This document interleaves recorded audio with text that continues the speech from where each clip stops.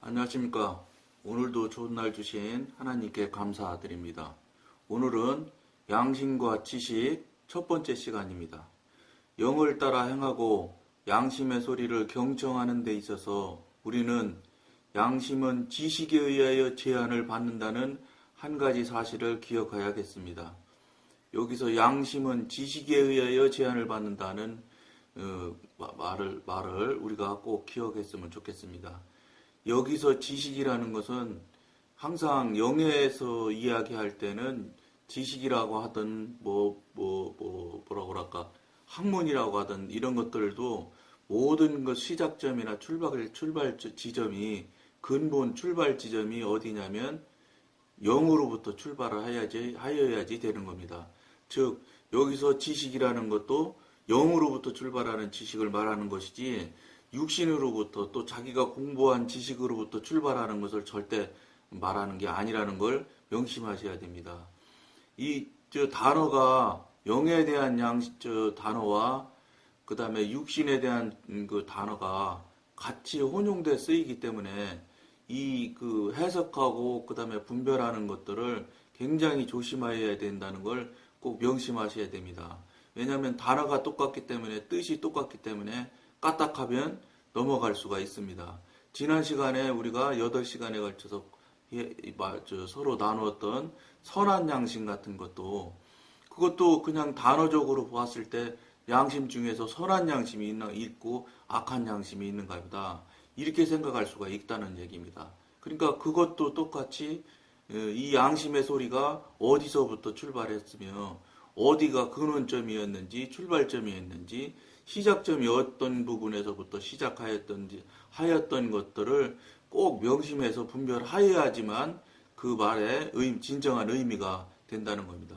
그러니까 간단히 결론을 말씀드린다면 지식이든 학문이든 또는 깨닫고 분별되어지는 것이든 그 모든 것들의 출발점이 항상 영으로부터 출발하여야지만 영에 대한 이야기이고 영에 관한 설명일 수가 있지 영에서부터 출발치 않고 육신으로부터 또는 자기 지식부터 자기 경험으로부터 출발했다는 또는 자해에서 생각나는 대로 출발하는 그런 것들에서 출발하는 것들은 절대로 영적인 용어나 영적인 단어가 될 수가 없다는 것을 명심해야 됩니다. 그러니까 어떤 생각이 기가 막힌 생각 같은 것 정말로 깜짝깜짝 놀랄 만한 같은 생각들이 쓱쓱쓱쓱 지나가는 경우가 얼마든지 있습니다. 왜냐하면 영적으로 온전해져서 정말로 안정적으로 딱 이게 영적으로 자리를 잡은 상태면은 사단이 그런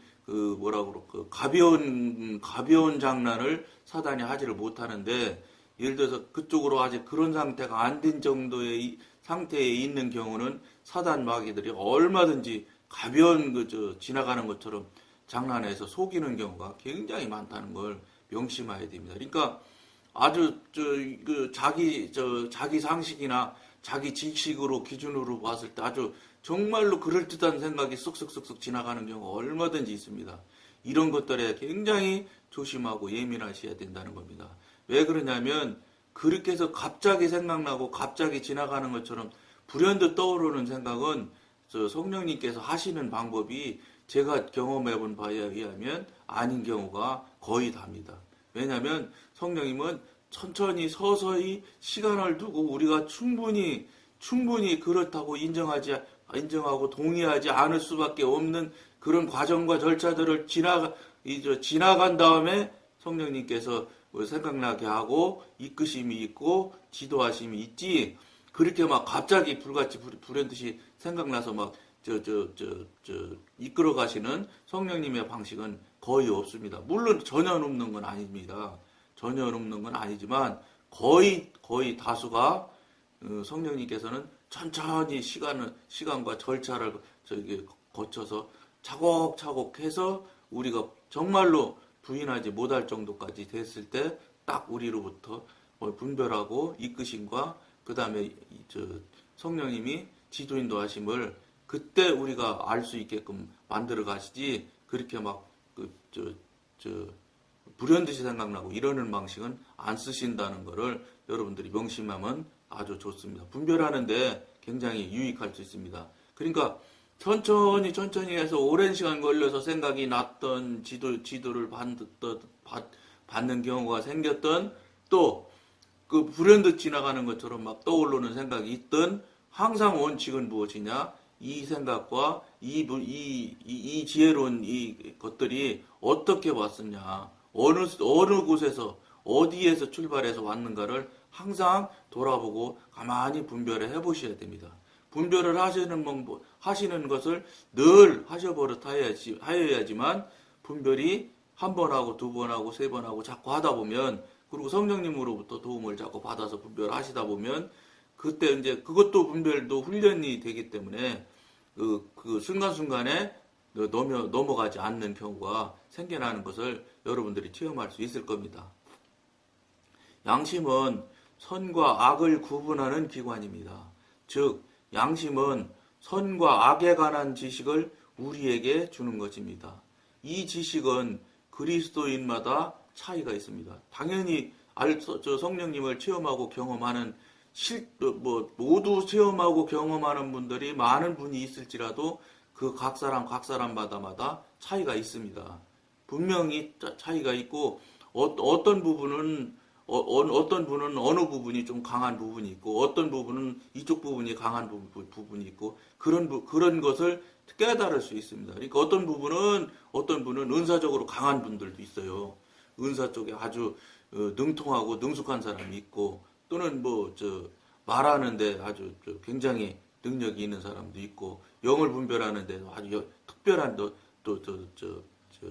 능력을 가지고 있는 경우도 있고 모두가 똑같이 자로 잰 것처럼 똑같지는 절대 않다는 겁니다. 각자마다 조금씩 차이가 있다는 것을 여러분들이 생각하고 아시고 이 길을 갔으면 좋겠습니다. 어떤 사람은 그러한 지식을 더 많이 가지고 있고 어떤 사람은 더 적게 가지고 있습니다. 지식의 정도는 개인적인 환경이나 아니면 각자가 받은 교훈에 따라 달라질 수 있습니다. 따라서 우리는 다른 사람의 기준에 따라 살 수가 없으며 또 다른 이들에게 우리가 가지고 있는 빛에 의해서 살라고 요구할 수도 없는 것입니다. 그러니까 이게 영적으로 조금 좀 알아지고 이게 척척 분별이 되고 이러는 경우에 제가 여러분한테도 이미 앞에서 여러 번 여러분과 나눈 이야기지만 그렇게 해서 이제 알아지고 다른 자기 자신을 알아지는 것은 너무나 감사하고 좋죠. 자기 자신의 스스로 비춰보고 그 다음에 자기 자신한테 냉정할 수 있도록 그런 도구로 써먹는 건 아주 좋은 적용하는 방법인데 그때쯤 되어서 나타나는 현상들이 어떤 현상들이 나타나냐면 다른 사람들 것들도 보고 알 수 있게 된다는 알 수 있게 되는 일들이 나타난다는 겁니다. 그때 깜빡 잘못하면 다른 사람을 놓고 옳으네 그르네 정지하고 판단하는데 써먹는 경우가 너무 많이 비일비재합니다. 여기서 까딱 잘못하면 우리 이 영성훈련 하는 사람들끼리 하는 말로 예수무당 자리로 가는 겁니다. 바로 그냥 이 점쟁이 하듯이 점치듯이 쬐고 많은 거 가지고 주의를 가지고 주위 사람들한테 이러네 저러네 한다는 거예요. 여기서 그쪽으로 빠져 들어가면은 더 이상 영적인 성장은 없습니다. 자기 자랑과 그게 이제 잘못되면 그것이 대표적으로 잘못된 사람들이 박태선 장로님이라든지 이런 분들이 굉장한 은사자들 아닙니까? 그러니까 은사가 여러분 굉장히 사탕처럼 달거든요. 은사에 신앙인들이 신앙인이라고는 할 건 없지요. 영적으로 영성인 같으면은 은사에 금방 속지는 않아야 맞는데 그렇지 않고 종교인 교회 다니는 교인 정도 되는 정도에서는 이 은사가 촉촉촉촉 되어지고 그러면 은사 능력에 아주 그 달콤함에 넘어지지 않을 수가 없습니다. 굉장히 중요합니다. 은사로 빠지는 경우가 거의 다 은사의 그 달콤함에 홀딱 속아서 넘어가서 자꾸 은사주의자가 되고 은사주의는 가다 보면은 은사는 하나님께서 일방적으로 주시는 선물이기 때문에 잘못 써먹으면은 하나님이 금방 걷어 가시는 거예요. 물론 하나님이 금방은 몇 년은 가는 거지요. 몇 년 지나면 그다음부터는 그 사람 역량이나 능력은 싹 없어져요.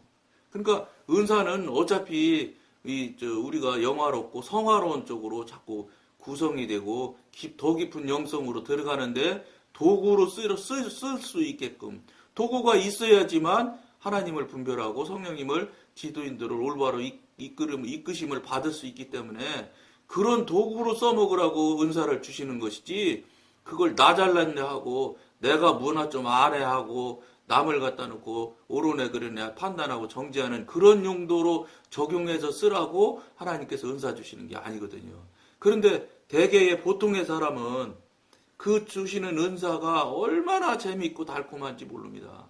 그렇기 때문에 거기에 안주하고 넘어지기 때문에 은사자로 넘어가는 경우가 너무 많이 있다는 걸 꼭 명심해야 됩니다. 저 같은 경우는 그러다 보니까는 저도 모르게 그 당시 영성 지도자들이 이런 것을 제가 처음 이런 일이 일어날 수 있다. 이런 일이 나타날 수 있다. 지금 제가 경험한 것처럼 이런 이야기를 해줬다면 제가 아마 덜 그쪽으로 갈 수 있었는데 그런 게 없으니까 저 혼자 그저 그냥 성령님의 지도인도 받아서 훈련을 받다 보니까 그게 그냥 뭐 버릇처럼 돼버리더라고요. 남을 보면 그냥 판단하고 정지하는 게. 왜냐면 중심이 보이니까 저 사람은 어떻네, 믿음이 어떻네, 신앙이 어떻네, 이게 그냥 나도 모르게 저절로 그냥 그게 그냥 발동이 되더라고요. 그래가지고 이걸 가지고 계속해서 판단하고 정지하는 거는 바로 죄로 가는 거잖아요. 그러니까 그 죄 짓는 일에 대해서 그냥 마음이 편치 않아서 양심이 흔들려서 막 그냥 찔림을 받아가지고 굉장히 힘들게 영성훈련 초기 때 하였던 사실이 있습니다. 그러던 중에 성령님께서 하루는 신이 직접 오셔서 깨닫게 해주셨어요. 어떻게 깨닫게 해주셨냐면 하루는 아주 그냥 날씨가 파란 하늘인 맑은 날인데 갑자기 성령님께서 말씀하시는 거예요.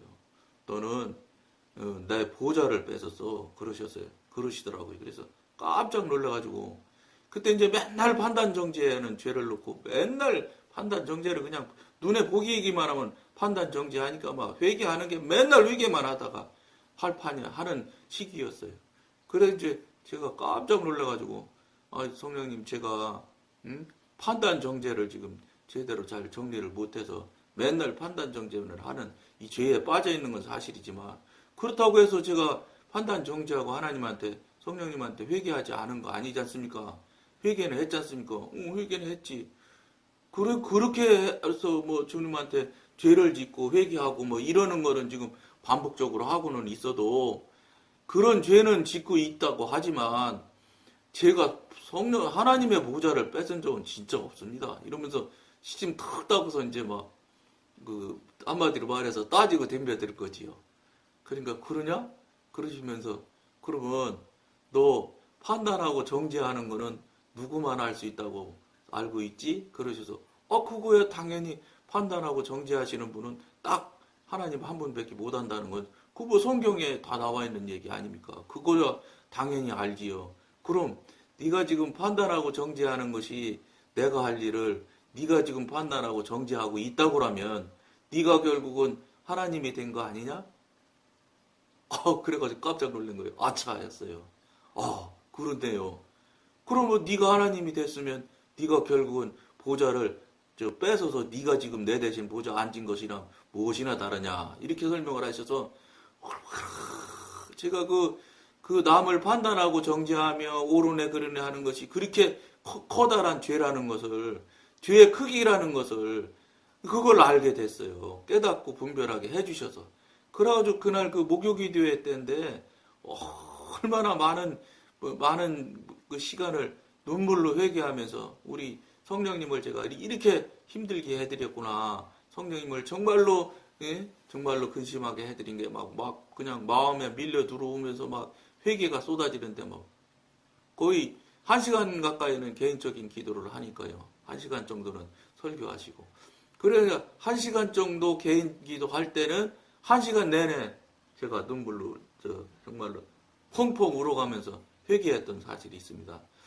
그렇게 회개를 한번 크게 하니까 그 다음부터는 예를 들어서 회개가 그런 그 회개 사건이 이 분별하는 사건이 경험을 하기 전에는 진짜 100이라는 죄를 맨날 지었다면 그 회개를 한번 그렇게 깊이 회개를 하고 그것이 큰 죄라는 것을 확실하게 지식적으로 분별적으로 알게 해주신 뒤에는 프로로 따진다면 한 70% 내지 80%는 푹 줄어들더라고요.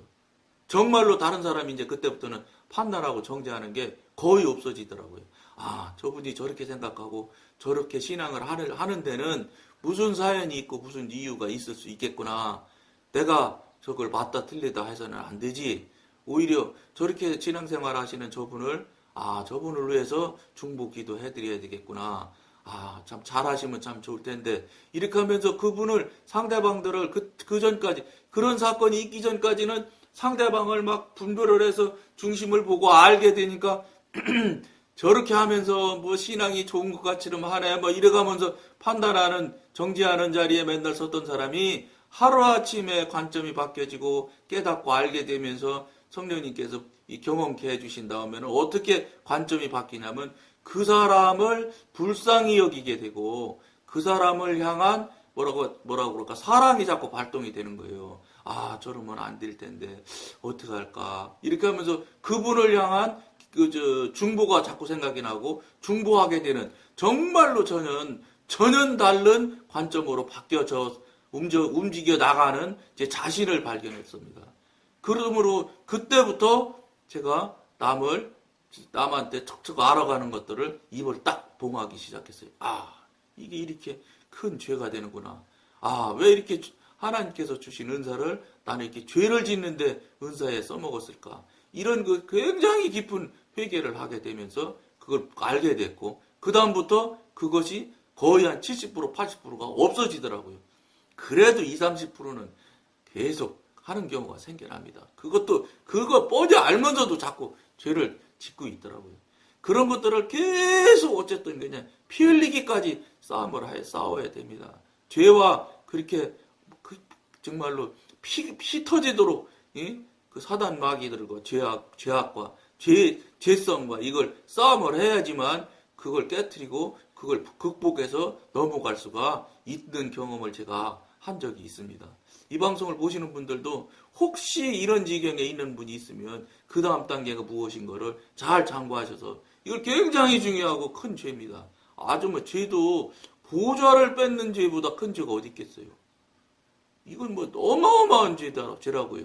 남이 옳으네 그러네 하는 거예요. 절대로 그거 하셔는 안 되는 일이라는 걸 꼭 명심하셨으면 좋겠습니다. 그리스도인과 하나님과의 교제에 있어서 본인이 모르는 죄가 영교를 방해하는 것이 아닙니다.